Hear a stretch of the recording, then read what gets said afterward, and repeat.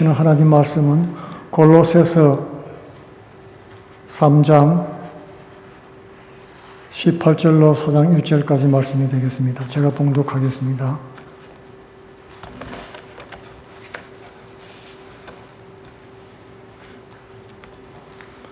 골로새서 3장 18절로 4장 1절까지 아내들아 남편에게 복종하라. 이는 주 안에서 마땅하니라. 남편들아 아내를 사랑하며 괴롭게 하지 말라. 자녀들아 모든 일에 부모에게 순종하라. 이는 주 안에서 기쁘게 하는 것이니라. 아비들아 너희 자녀를 경록해 말지니 낙심할까 함이라. 종들아 모든 일에 육신의 상전들에게 순종하되 사람을 기쁘게 하는 자와 같이 눈가림만 하지 말고 오직 주를 두려워하여 성실한 마음으로 하라. 무슨 일을 하든지 마음을 다하여 주께 하듯 하고 사람에게 하듯 하지 말라. 아멘. 오늘은 이 본문 말씀을 가지고 자녀를 노엽게 하지 말라 하는 제목으로 은혜를 나누기를 원합니다.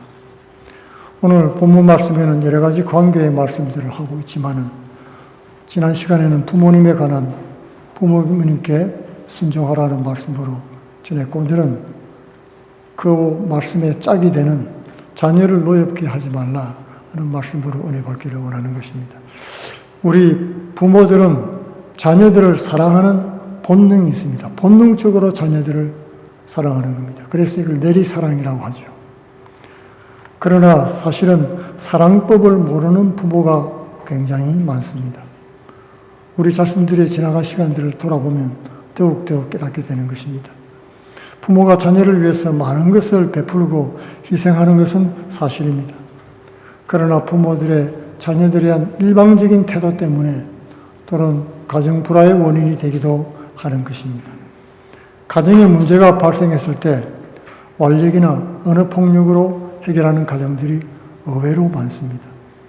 또 부모와 자녀 간의 갈등이 일어날 때면 외식을 하거나 선물을 사주는 것으로 문제를 해결하려고 하는 부모들도 있습니다. 그럴 때 자녀들이 속으로 하는 말이 있지요. 돈으로 해결하려 하지 마세요. 자녀들이 부모에게 진짜로 원하는 것은 깊은 대화인 경우가 많습니다. 자신이 겪고 있는 어려움, 인생에 대한 두려움과 고민들, 해결하기 어려운 그런 문제들을 놓고 부모와 깊은 대화를 나누고 그리고 부모로부터 그 어려운 가운데서도 극복해 나가는 것을 인정받고 싶은 겁니다. 그리고 부모로부터 격려를 얻고 싶어 하는 것이 자녀들의 마음인 것입니다. 가정에서 대화 단절은 보통 부모님으로부터 시작합니다. 집에 들어와서 자녀들에게 묻는 말이 무엇입니까? 숙제했니? 물어보는 거죠. 숙제한 것까지는 좋은데 대뜸 너 그러다가 인생 망한다. 너 망하면 우리 집도 망하는 거야. 갑자기 벼락 같은 말이 떨어집니다.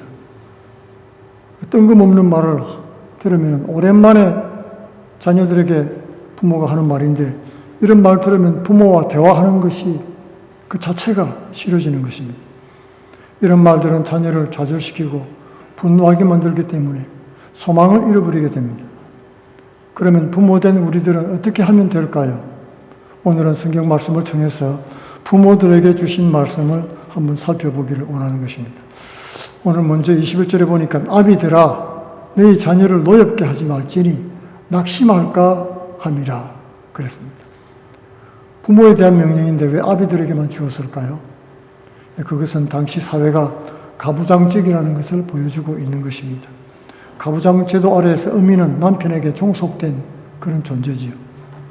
그렇기 때문에 아비에게 말하는 것은 자동적으로 어미에게도 말하는 것이라고 생각하고 들으면 되는 것입니다. 특히 아버지들이 자녀들을 노엽게 하는 경우도 많죠. 요즘에는 어머니도 치맛바람이 거세고 만만치 않다고 들었습니다.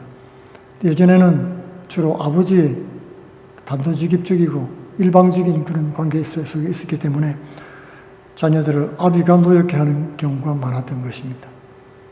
오늘 본문 말씀에서 부모들이 명심해야 할 것이 있는데 자녀들에게 마음에 분노가 쌓이지 않게 하는 것입니다. 자녀들 마음에 분노가 쌓이면 낙심하기 때문이라고 했던 것입니다. 부모가 자녀를 분노하게 만드는 경우가 많다는 것을 알 수가 있죠. 낙심할까 하는 말은 일타는 말과 의욕이란 말과 합성어입니다. 낙심하다는 말은 의욕을 잃어버리다 그런 뜻인 거죠. 아이들은 마음에 분노가 쌓이면 삶의 의욕을 잃어버립니다. 왜 그럴까요? 그들은 아직 어리기 때문에 그렇습니다.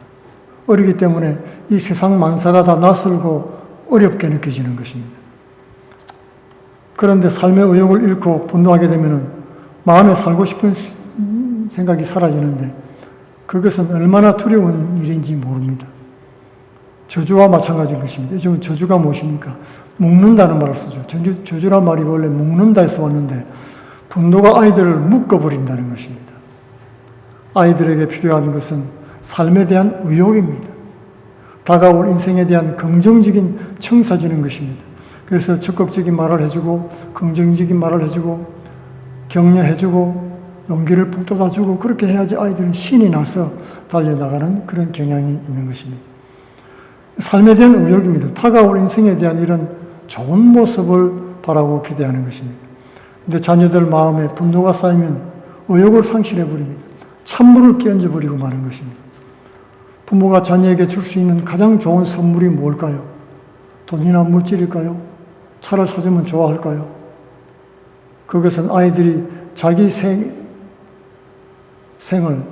삶을 행복하게 생각하면서 의욕 있게 살아가게 하는 것입니다. 집에 와서 만났는데 내 성적이 이래가지고 뭘 할 수 있겠니? 네가 하는 일이 뭐 다 그렇지. 이런 부정적인 말들은 아이들을 저주하는 말이나 마찬가지인 것입니다.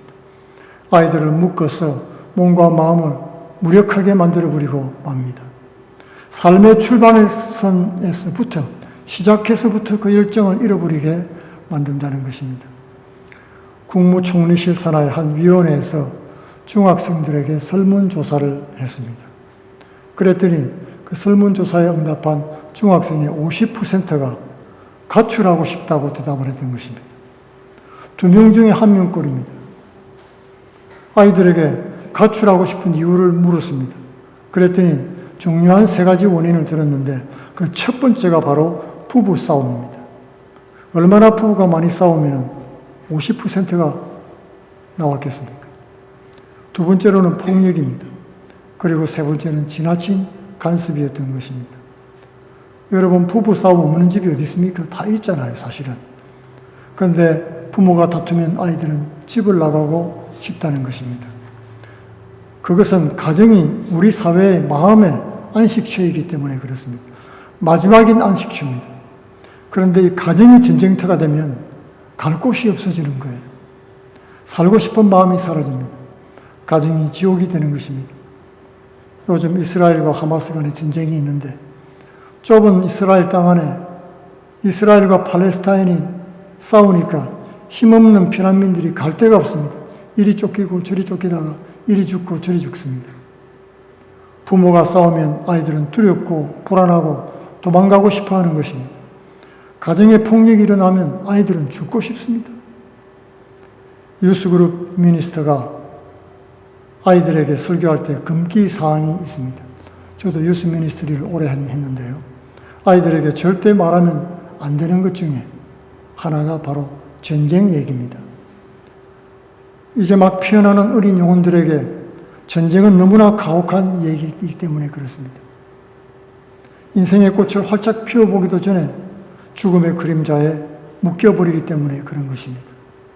두려움과 공포에 사로잡히고 절망 가운데 떨어지기 때문에 그렇다는 것입니다. 그러므로 가정만은 이 전쟁으로부터 최선을 다해서 지켜내야 되는 것입니다.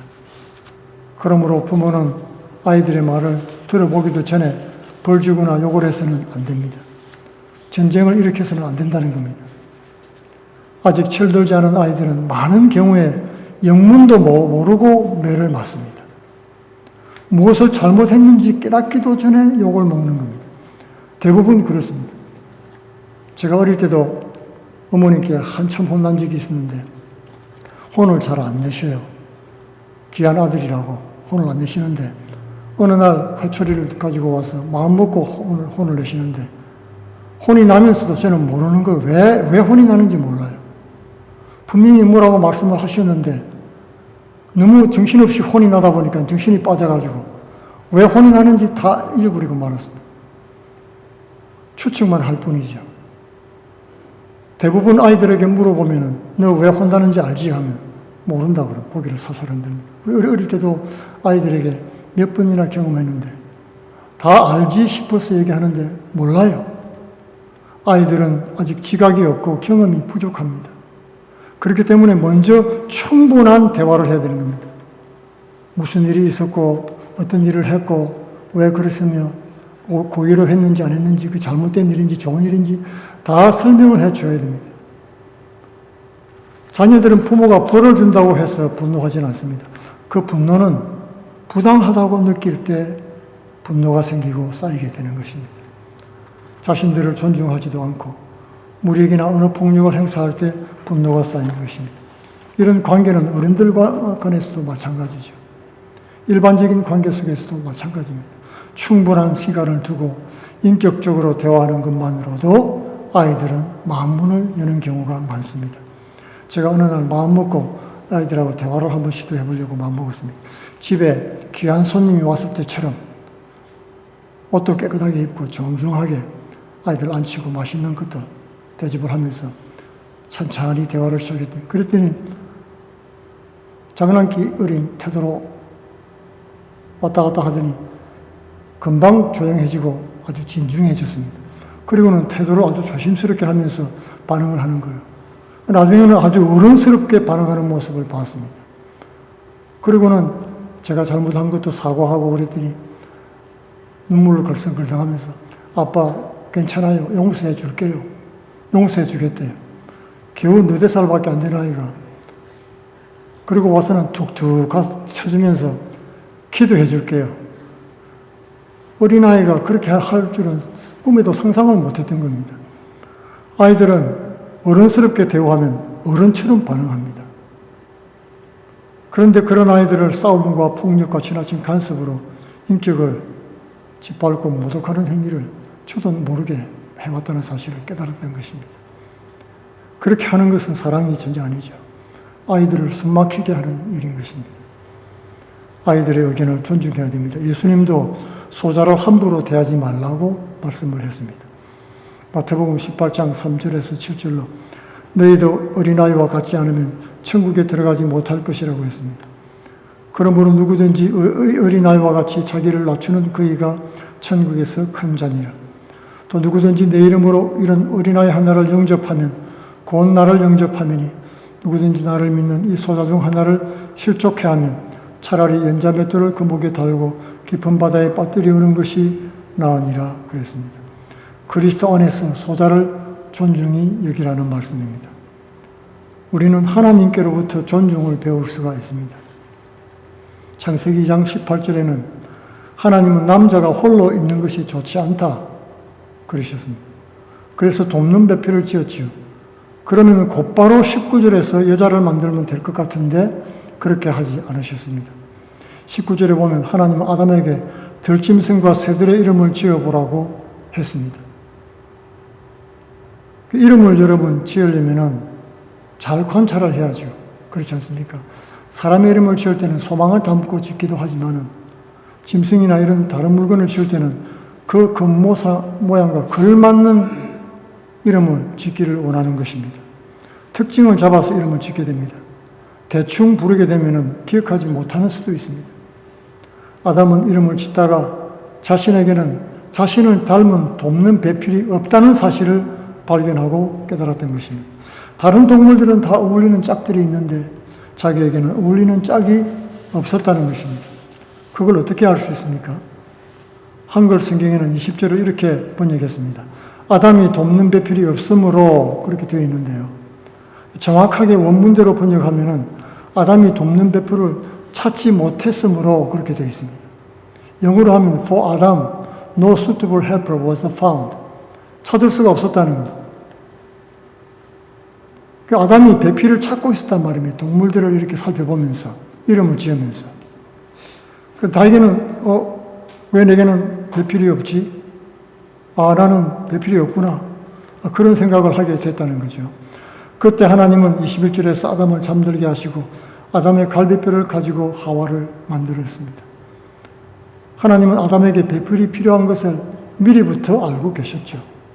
그러나 처음부터 그 생각을 강요하지 않았습니다. 왜냐하면 아담은 짐승들과는 다르게 하나님의 형상을 따라 창조된 인간이기 때문에 그렇습니다.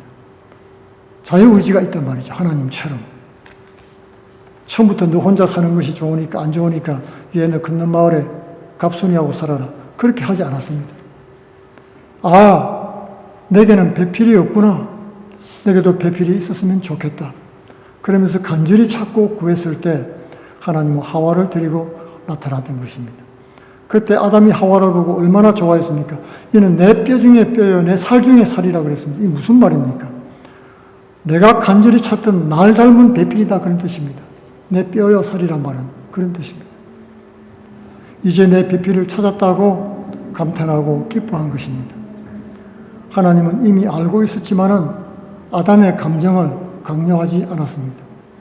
부부간에는 사랑하는 감정이 중요하다는 것을 아셨기 때문에 그랬던 것입니다. 본인이 원하지도 않는데 부모가 자녀를 위해 억지로 강요하는 관계는 불행해질 수가 있습니다. 꼭 필요하기도 하고 좋은 일인데도 불구하고 강요당하면 분노하고 거절할 수가 있습니다.